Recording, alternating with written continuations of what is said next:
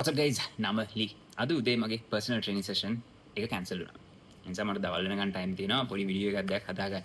So මගේ plan එක අද උදේ online coaching පොඩ්ඩක් නොකර YouTube වලට videos දැක් හදන්න.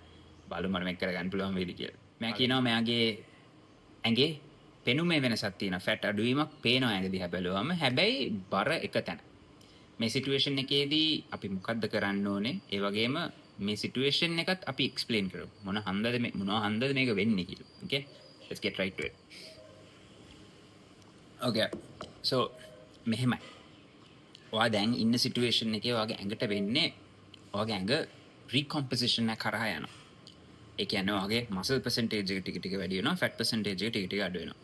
ඒකයි ඔයා deficit එකක් අල්ලන්න හැදුවොත් ඔයාගේ ඇඟේ බර maintain වෙන්නේ.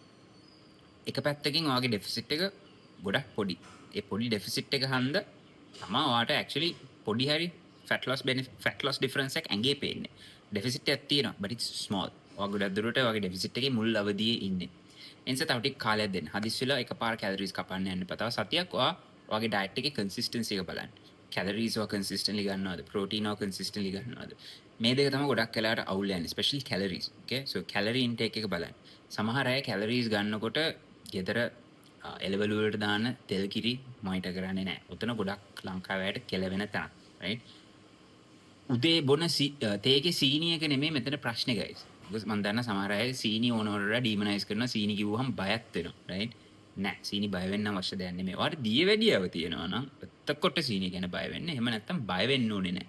ඒ වගේම සීනි කන්දක් කන්න යන්නත් එපා. right? ඔයා කූඹියෙක් නෙමෙයි. right? ඔයා මිනිස්සෙක්. ඔයාගේ කට පිනවන්න ග්‍රෑම් 5ක් 1 teaspoon of sugar with your milk tea, it's okay.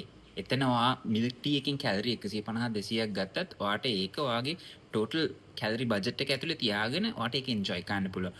Don't obsess over අම්මා එඩි එබියු කිව්වා සීනි හොඳ නැහැ කියලා. එහෙම නැත්නම් ලංකාවේ මට අයගෙන අම්මතක නැහැ හැම අයත් ඉන්නවා. ඒ කියන්නේ ලංකාවට කෙලවෙනවා කියලා සීනි කාලා. well මෙහෙමයි. highly palatable, highly processed foods, low activity levels, a negligence about their health and fitness cumulatively fucks up the Sri Lanka.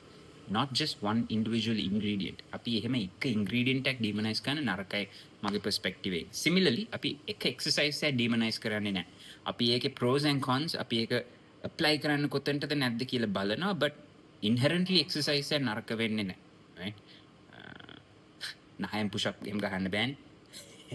and the Nike chopper, that it's a bad thing. Okay, that's a stupid joke, Lee. My God.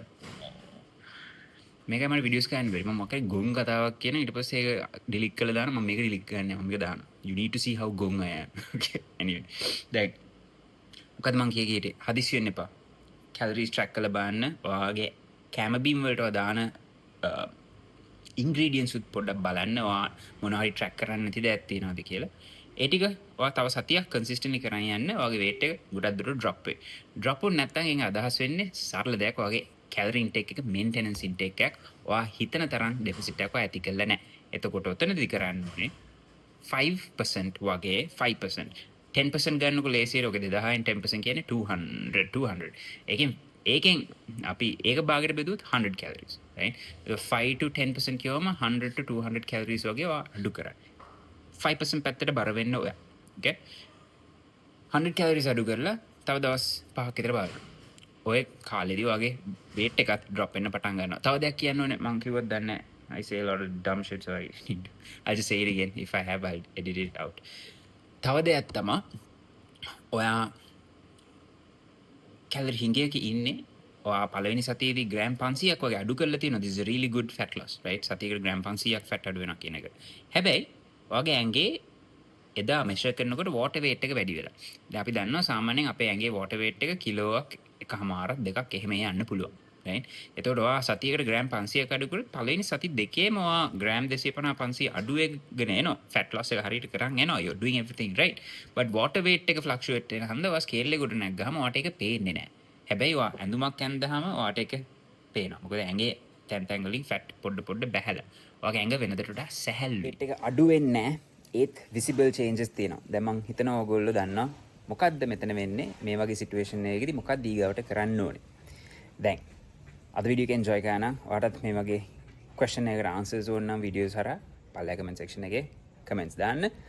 සරලම question එකක් නම් මම එතනට reply එකක් දාන්නම් comment reply එකක්. හැබැයි ඉන්සයිට්ෆුල් දෙයක් කතා කරන්න තියෙනවා නම් වැදගත් දෙයක් කතා කරන්න තියෙනවා නම් අනිවාර්යෙන් මම ඔයගොල්ලන්ට මේ වගේ වීඩියෝ එකක් හදලා දෙන්නම්. Okay, bye.